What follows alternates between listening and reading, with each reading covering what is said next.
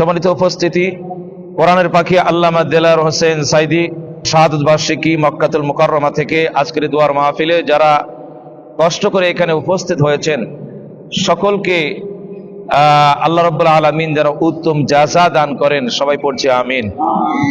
রব্বুল আলামিন কুরআনুল কারীমের মধ্যে জানিয়ে দিয়েছেন, ওয়ালা তাকুলু লিমান ইয়ুকতালু ফি সাবিলিল্লাহি আমওয়াত, যারা আল্লাহর পথে নিহত হয়েছে তাদেরকে তোমরা মৃত বলো না, তারা হলো জীবিত। তাদেরকে তোমরা মৃত বলো না, তারা হলো জীবিত। আর মহা অন্য আয়াতে বলা হয়েছে তারা হলো রিজিক প্রাপ্ত। আল্লামা দেলাওয়ার হোসেন সাইদী মহান আল্লাহ তাআলার ডাকে সাড়া দিয়ে চলে গেছেন জালিমের কারাগারে। 13টি বছর তিনি বন্দী ছিলেন। কত না কষ্ট করেছেন, কত না তিনি ত্যাগ তিতিক্ষা মেনে নিয়েছেন ইসলামের জন্য। আপনারা সবাই অবগত আছেন যে আল্লামা দেলাওয়ার হোসেন সাইদী কতই না ইসলাম প্রচারের জন্য তিনি কষ্ট করেছেন। সাইদী সাহেবের শ্রেষ্ঠত্ব যদি আমি বলতে শুরু করি, আল্লাহ পাক ওনাকে এত শ্রেষ্ঠত্ব দান করেছেন যা আপনারা শুনে অনেকেই মুগ্ধ হবেন, অনেকে শুনে আশ্চর্য হবেন। যেই সব আল্লাহ পাক ওনাকে শ্রেষ্ঠত্ব দান করেছেন তাদের মধ্যে অন্যতম হলো 50 বছর তিনি কোরআনে তাফসীর করেছেন। কত বছর? 50 বছর বাংলার জমিনে আনাচে কানাচে তিনি তাফসীর করেছেন।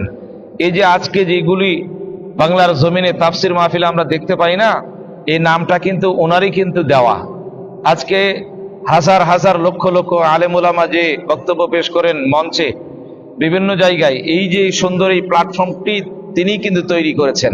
50 বছর ধরে কোরআনে তিনি তাফসীর করেছেন, বলি সুবহানাল্লাহ। এরপর আল্লাহ পাক ওনাকে শ্রেষ্ঠত্ব দিয়েছেন।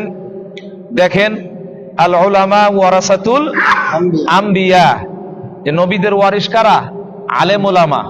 আল্লাহ পাক এত সম্মান মর্যাদা ওনাকে দিয়েছেন যে আল্লাহ এবং আল্লাহ রাসূলকে ভালোবাসতে গিয়া আল্লামা দেলাওয়ার হোসেন সাইদীকে অনুসরণ, আল্লামা দেলাওয়ার হোসেন সাইদীকে রক্ষা করার জন্য যখন 2012 সালে যখন রায় দিল, তার ফাঁসির রায়, বাংলার জনগণ 18 কোটি জনতা তারা কিন্তু মানে নাই এবং আজও মানে না, কিয়ামত পর্যন্ত এই মিথ্যা ষড়যন্ত্র মানে না। যেই মিথ্যা ষড়যন্ত্র করে ওনাকে ফাঁসির রায় দেওয়া হয়েছিল, আল্লামা সাইদীর মুক্তির জন্য মাঠে নেমেছিল, সেই দিন জালিম সরকার সেই সময় 1 নয় 2 নয় 200 জন ব্যক্তিকে হত্যা করা হয়েছিল। এই 200 জন ব্যক্তি আল্লামা দেলাওয়ার হোসেন সাইদীর জন্য, আল্লাহকে সন্তুষ্ট করার জন্য জীবন দিয়েছিলেন, বলে সুবহানাল্লাহ। এমন ইতিহাস পৃথিবীতে কিন্তু খুবই কমই পাওয়া যায়। এরপর দেখেন, কোনো অপরাধ নাই, তার প্রতি জুলুম করা হয়েছে, অত্যাচার করা হয়েছে। তিনি কি কোনো অপরাধী ছিলেন? যুদ্ধ অপরাধী ছিলেন না। তিনি একজন আলেম মানুষ, তিনি একজন দাঈ, তিনি একজন কোরআনের তাফসীর কারক। অথচ বিনা অপরাধে 13টি বছর সেই জালিমের জেলখানায়, সেই কুঠুরির মধ্যে তাকে বন্দী করা হয়েছিল। কত না কষ্ট করেছেন। তার মা ইন্তেকাল করেছেন, তার কলিজার টুকরা সন্তান রফিক বিন সাইদী ইন্তেকাল করেছেন। এমনি করে পরিবারের অনেক সদস্য চির বিদায় নিয়ে চলে গেছেন।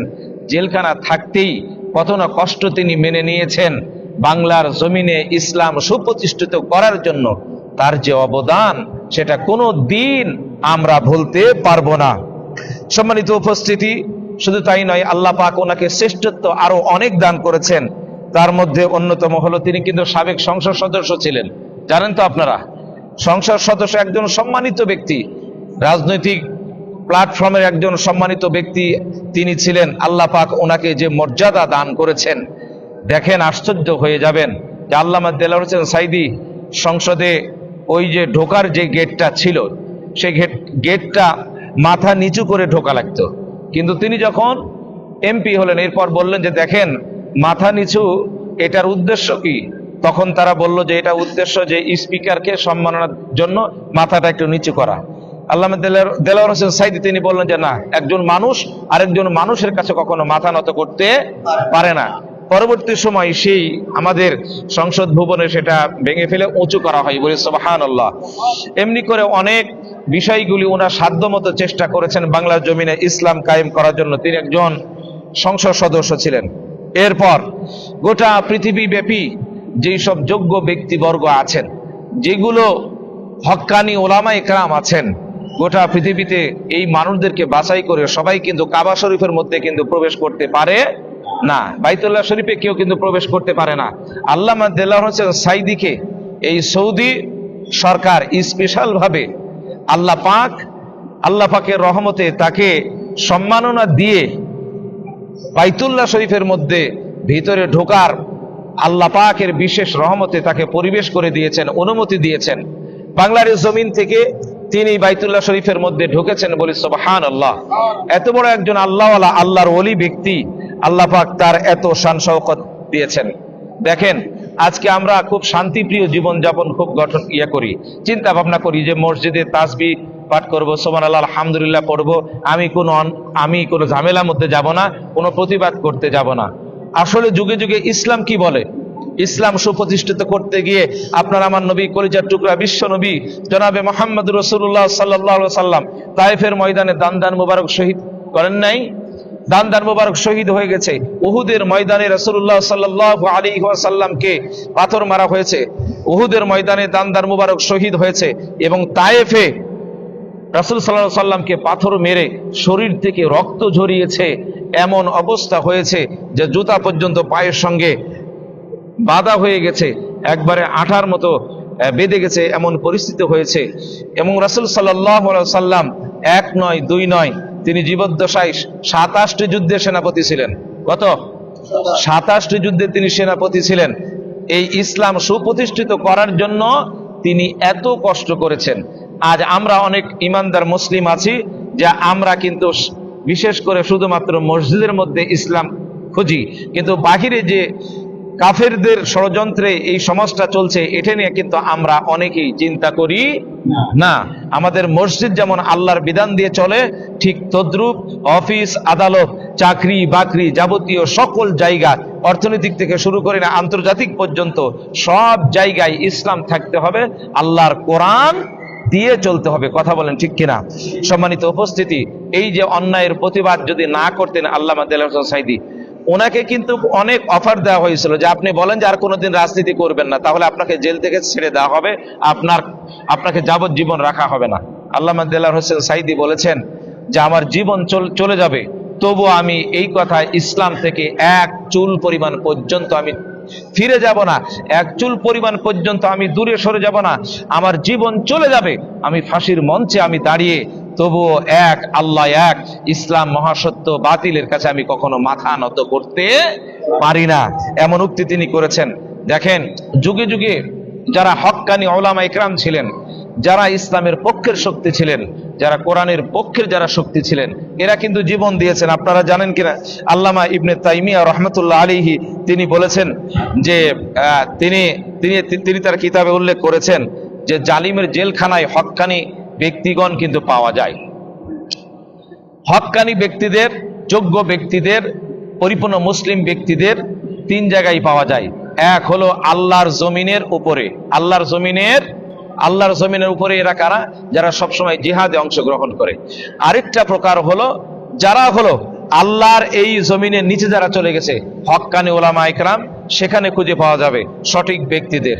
আরেক হলো যারা সব সময় আল্লাহ পাকের বিশেষ রহমতে, আল্লাহ পাকের বিশেষ কুদরতে যারা জীবন দিয়ে আল্লাহর রাখে নিজের জীবনকে রঙিন করেছেন, জালিমের জেলখানায় যারা বন্দী আছে, এরাই হলো হক্কানি উলামা ইকরাম, যারা জীবন দিয়ে চলে গেছেন, আর যারা জালিমের জেলখানায় আর যারা জিহাদের ময়দানে আছেন, এরা হলো সঠিক পথে আছে। সম্মানিত উপস্থিতি, ইমামে আজম আবু হানিফা রাহমাতুল্লাহি আলাইহি তার মৃত্যু কিন্তু জেলখানায়। ইমাম আহমদ ইবনে হাম্বল, তারও মৃত্যু কিন্তু জেলখানায়। ইমাম বুখারী, তারও মৃত্যু জেলখানায়। মুজাদ্দিদ আল-ফিসানি, তারও মৃত্যু জেলখানায়। এমনি করে সাইয়্যিদ কুতুব রহমতুল্লাহি আলাইহি, তারও মৃত্যু কিন্তু জেলখানায়। এমনি করে আল্লামা সাইয়্যিদ কুতুব রহমতুল্লাহি আলাইহি, তারও মৃত্যু জেলখানায়। এবং আল্লামা দেলাওয়ার হোসেন সাইদী, কোরআনের পাখি, তারও মৃত্যু কিন্তু জেলখানায়। 14 আগস্ট ষড়যন্ত্র করে তাকে জেলখানা থেকে বের করে নিয়ে এসে বঙ্গবন্ধু মেডিকেল কলেজ হাসপাতালে অত্যন্ত সূক্ষ্মভাবে তার শরীরের মধ্যে পয়জন ঢুকিয়ে দিয়ে তাকে শাহাদত বরণ করতে হয়। সেই দিন দেখুন অসংখ্য মানুষগুলি তার লাশ নিয়ে অনেক ষড়যন্ত্র করেছিল, তার জানাজা নামাজ পর্যন্ত পড়তে দেয় নাই, তাকে তার জানাজার নামাজ তো পড়তে দেওয়ার জন্য যারা এসেছে তাদেরকে গুলি করা হয়েছে, তা সত্ত্বেও গুলির সামনে দাঁড়িয়ে তবুও তারা জানাজায় অংশগ্রহণ করার জন্য চেষ্টা করেছে। আজকে পরিস্থিতি দেখুন, জালিমের অবস্থা কোথায়, আজকে জালিমের অবস্থা কোথায়। আজকে কিন্তু জালিমরা নাই। বাংলাদেশের শ্রেষ্ঠ একজন ধনী সালমান এফ রহমান, তিনি তার দাড়ি ছিল, দাড়ি চেঁচে মুছে সে পালিয়ে যাচ্ছে। একবারে মাথায় কলপ করেছে, এমনি করে চেঁচে মুছে নৌকার একজন মাঝি হয়ে সে হচ্ছে বাংলাদেশ থেকে পালিয়ে যাচ্ছে, তিনি সহ আনিসুল হক।